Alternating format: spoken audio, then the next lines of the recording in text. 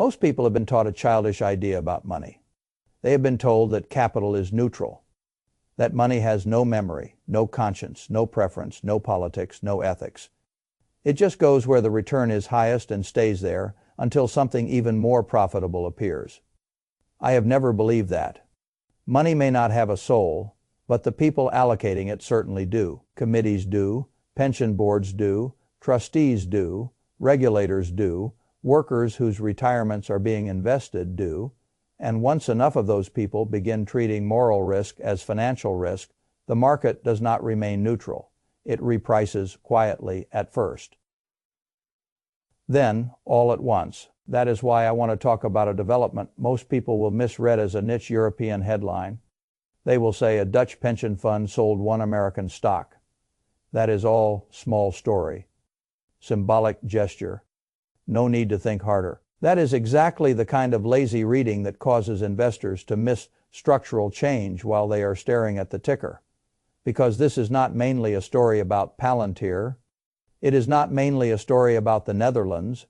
It is not even mainly a story about one pension fund liquidating one position. It is a story about what happens when one side of the Atlantic decides that human rights exposure, surveillance exposure, reputational exposure, regulatory exposure, and political exposure belong on the same balance sheet as revenue growth and operating margins. Once that happens, the old fiction dies. The old fiction was that returns sit in one bucket and values sit in another. The old fiction was that ethics are for speeches and fiduciary duty is for portfolio construction. The old fiction was that a fund could market itself as responsible, sustainable, principled, and modern, while still owning whatever paid best this quarter, because nobody would force the words to meet the holdings. That fiction works until the beneficiaries begin reading the portfolio. Then the story changes. Europe's largest pension fund, ABP, sold its entire Palantir stake after public pressure built around the company's role in surveillance, deportation infrastructure, and military applications that many Europeans now view as incompatible with the values those pension systems claim to represent. Around the same time, major American public pension systems kept holding, and when challenged, did what institutions do when they want the cover of respectability without the inconvenience of decision. They invoke fiduciary duty. That phrase is useful. It sounds noble. It sounds disciplined. It sounds almost sacred. But in practice, people use it in two very different ways.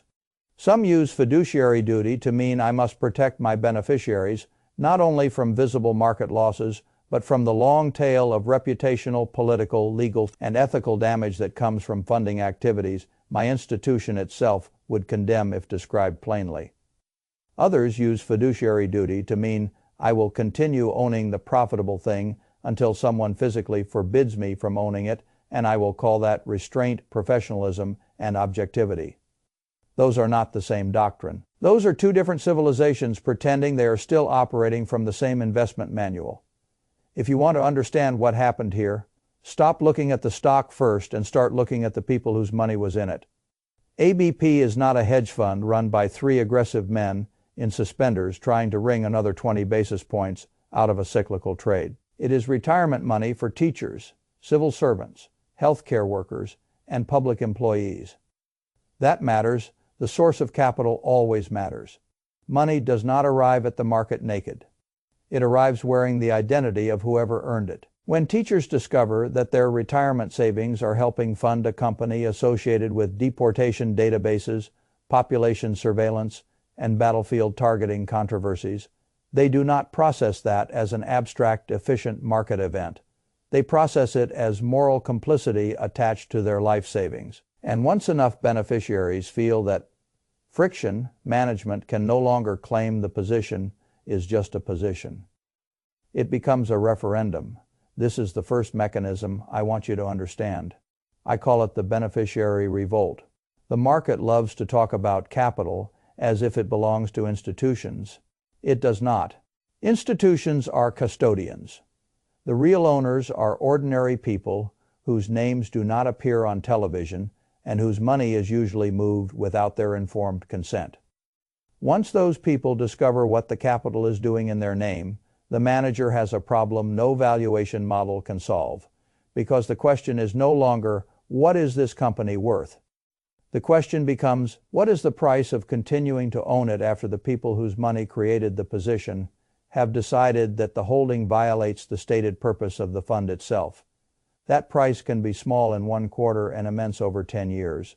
Not because the stock collapses tomorrow, but because trust does. And once trust breaks between allocator and beneficiary, every future allocation becomes harder. Now, let me show you the second mechanism. I call it the values premium. People understand a risk premium. They understand a liquidity premium. They understand a growth premium. But they still pretend there is no values premium because it sounds soft, feminine, unquantifiable, European, academic, or unserious. That is foolish. A values premium exists whenever one buyer is willing to pay less or refuse ownership altogether, because the asset conflicts with the social and institutional order that buyer must answer to. If enough buyers behave that way, the investable audience shrinks. If the audience shrinks, capital becomes more concentrated. If capital becomes more concentrated, your future multiple depends more heavily on a smaller group of less morally sensitive, more politically committed, or more purely transactional owners. That does not always hurt the stock in the short run. Sometimes it helps, but it changes the nature of the shareholder base. And once the shareholder base changes, the company's strategic incentives change with it. A company that knows European institutions are leaving, while American institutions will not leave under almost any circumstance, receives a very dangerous message. The message is this: you do not need to reconcile with your critics if your most loyal owners have trained themselves to call every ethical objection political theater. That is not stabilizing. That is how feedback dies. And when feedback dies, risk compounds invisibly. Palantir may continue winning contracts. It may continue growing. It may continue rewarding shareholders. That is not the point. The point is that one capital block is beginning to price in a category of risk another block still refuses to admit exists. And whenever two large buyer groups disagree, not just on valuation but on what counts as a risk at all, you are no longer looking at a normal stock disagreement. You are looking at a regime split. That is the third mechanism. I call it the fiduciary mask. When American funds say they cannot divest because of fiduciary duty, I always ask a rude question: cannot or will not? Because institutions find moral flexibility when they want it badly enough. We have seen funds divest from tobacco. We have seen funds divest from private prisons. We have seen funds divest from certain weapons exposures. We have seen funds create screens, exclusions, and governance rules whenever the politics aligned with the environment surrounding the institution. So when an allocator claims that divesting from one controversial company would somehow violate sacred duty, what I hear is not law. What I hear is preference dressed up as obligation. That distinction matters, because if a principle is applied selectively, it is not a principle. It is a costume. Europe, for all its hypocrisies, is at least becoming more explicit here. It is saying, our beneficiaries expect us to interpret responsibility broadly, and that broad interpretation includes where a company's software goes, whom it empowers, and what public harms it may facilitate. America is saying something different. America is saying, if the activity is sufficiently profitable and politically defended, most institutional capital will continue to hold it and call that neutrality. That is not neutrality. That is alignment. Investors who do not understand the difference will keep being surprised by what comes next. Because once a major fund exits on principle, it creates what I call a permission structure. This is the fourth mechanism. Most institutions do not want to be first. The first seller takes the criticism, the phone calls, the angry OPs, the grandstanding politicians, the mockery from traders, and the irritation from any executive whose stock just lost a visible European holder. But the second seller gets cover, the third seller gets precedent, the fourth seller gets language. Suddenly nobody is inventing a rationale anymore. They are citing one. That is how these things spread. not through moral awakening, but through institutional copyability. One large divestment does not need to crush a stock to matter. It only needs to make the next divestment easier, and once a pattern becomes easier, it becomes repeatable. That is why small stories become large trends. ABP's sale, viewed in isolation, is just a sale. Placed inside a wider pattern of European institutions, reassessing American exposure, it becomes a signal flare. Read enough markets, and you learn to stop asking whether one signal is enough. One signal never is. What matters is whether the signal rhymes with others. And here, the rhyme is unmistakable. European institutions have been re-examining American sovereign exposure, American technology dependence, American ethical standards, and American regulatory behavior. Some of that re-examination is financial, some of it is geopolitical, some of it is cultural. But in the end, capital does not care which path brought you to the door. If enough doubts arrive at once, the money moves. That is what people miss when they say this is just about ethics. No, ethics are not separate from capital allocation. Once institutions believe ethics can become regulation, litigation, reputational damage, beneficiary revolt, or state-level political conflict. At that moment, ethics become part of cash flow durability. And once ethics enter the durability equation, the spreadsheet changes. I have spent enough of my life watching people pretend that a spreadsheet is more objective than the person filling it out. It is not. Every spreadsheet hides assumptions. The assumptions here used to be simple. American technology good. American contracts durable. American governance credible. American institutions stable. American capital morally decoupled from American state behavior. European disapproval noisy but irrelevant. That was the old model. The new model is harder. Now you must ask whether American government alignment can become a liability for companies deeply tied to deportation systems, defense ecosystems, and controversial military applications. You must ask whether European beneficiaries will force their funds to act faster than European regulators. You must ask whether a company can be investable to one pension culture and uninvestable to another without eventually suffering a discount in one jurisdiction, a regulatory review in another, and a public relations tax everywhere. You must ask whether a firm whose American capital base becomes more politically homogeneous is actually becoming stronger or merely more dependent on one narrative surviving. Those are harder questions. That is why most people avoid them. It is more comfortable to say the Europeans are naive idealists and the Americans are hard-headed realists. I do not buy that. Very often the so-called realist is simply someone who has not yet accepted that the definition of risk has changed. I remember many years in investing when people mocked concerns that later became obvious. Governance did not matter until it did. Counterparty risk did not matter until it did. Duration did not matter until it did. Concentration did not matter until it did. Values risk works the same way. It looks soft until it hits an institution's legitimacy. Then it becomes hard all at once. Now let me tell you where most investors go wrong. They try to force every story into a stock. Price conclusion: will this make Palantir go up or down next quarter? That is a trader's question, not an owner's question. The owner's question is better.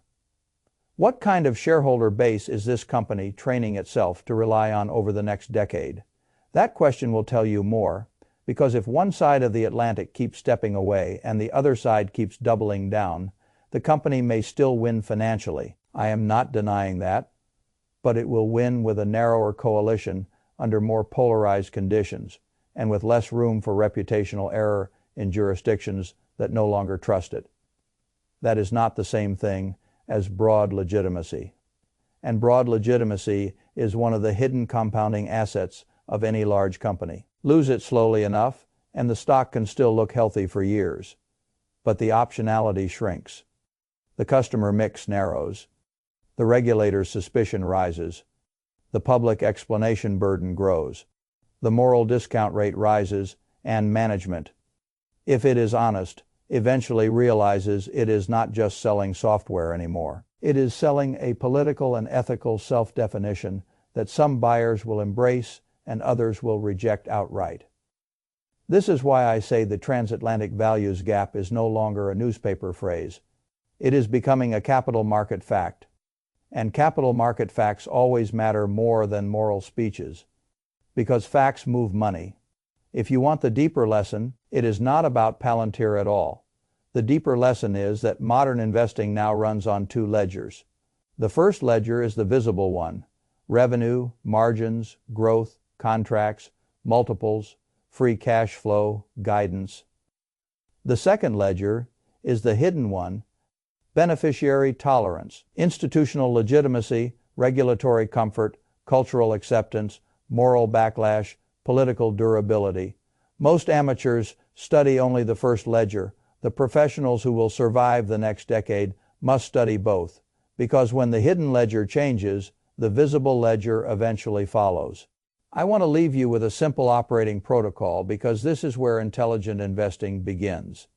Whenever you see a controversial company held by public money, run 4 questions. First, who are the real beneficiaries behind the capital? Second, do those beneficiaries understand what is being done in their name? Third, if they did understand it fully, would they still consent? Fourth, if they withdrew that consent, which institutions would follow first? Those 4 questions will teach you more about the future of the position than 100 shallow debates about whether ethics belong in markets. Ethics are already in markets. The only question is whether the people holding the asset have admitted it yet. Here is the mirror I want to hold up. If you still believe money has no values, then you will always misread these moments. You will always assume capital moves only when forced by price, and you will always arrive late to the repricing. But if you understand that capital is not only counting returns, but also deciding what kind of world it is willing to underwrite, then you will see what is happening much earlier. Europe is beginning to say no to certain forms of American power, not just in speeches, but in portfolios. America, or at least much of its institutional capital, is answering that moral discomfort with a different creed. If it pays, hold it. Those are not temporary disagreements. Those are competing investment philosophies with different endgames. And in markets, endgames matter, because capital, in the end, always chooses a side. The question is whether you are smart enough to notice before the choosing becomes obvious to everyone else. There is another mechanism here that very few people discuss because it makes everybody uncomfortable. I call it the convenience addiction. American capital has grown used to outsourcing moral judgment to procedure. If the committee memo is clean, if counsel signs off, if the benchmark includes the name, if the consultant does not object too loudly, if the politician on the oversight board has not made it radioactive yet, the asset remains ownable. That system is wonderfully convenient. It allows everybody to say, no one individually chose the thing, even while the institution continues to fund it. Europe is more annoying.